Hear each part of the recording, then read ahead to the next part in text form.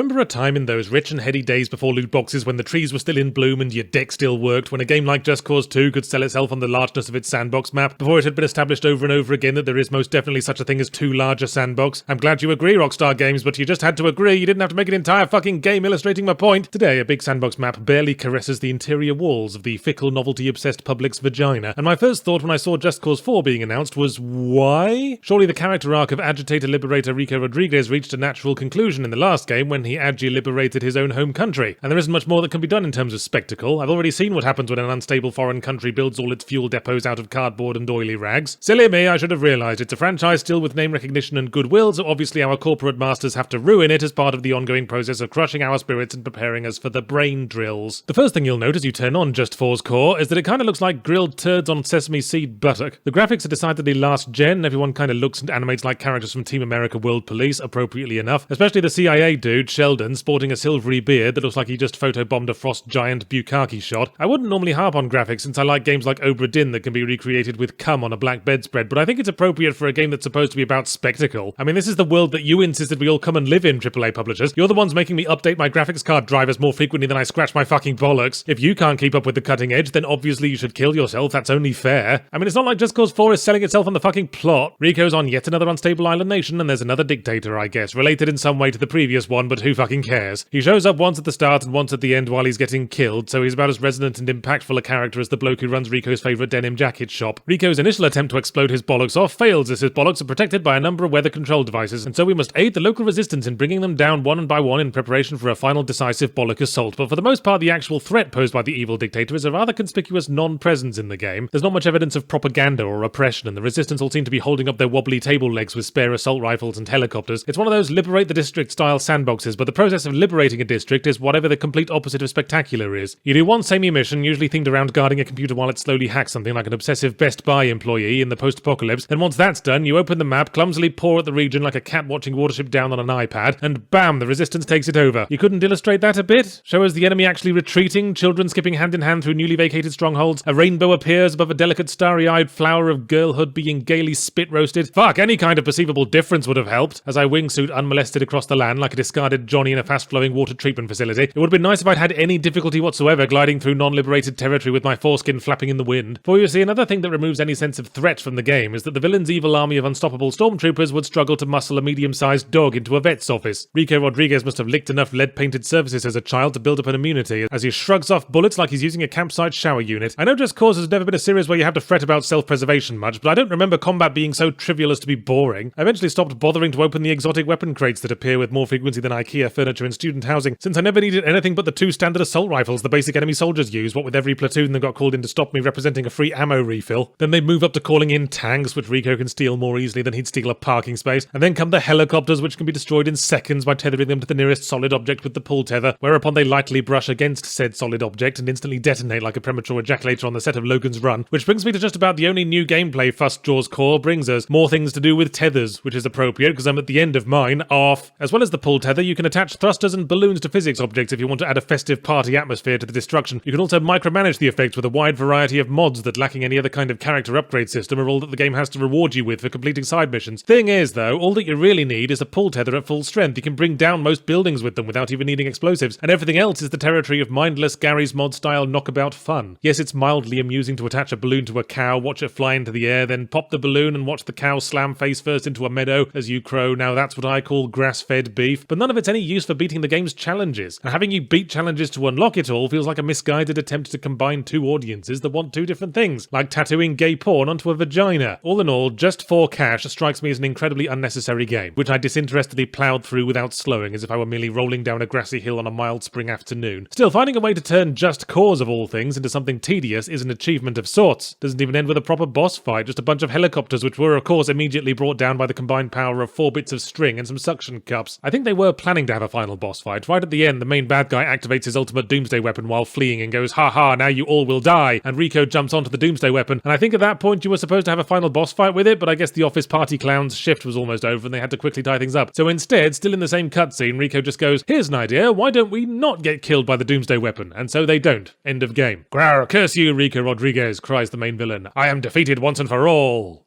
Somehow."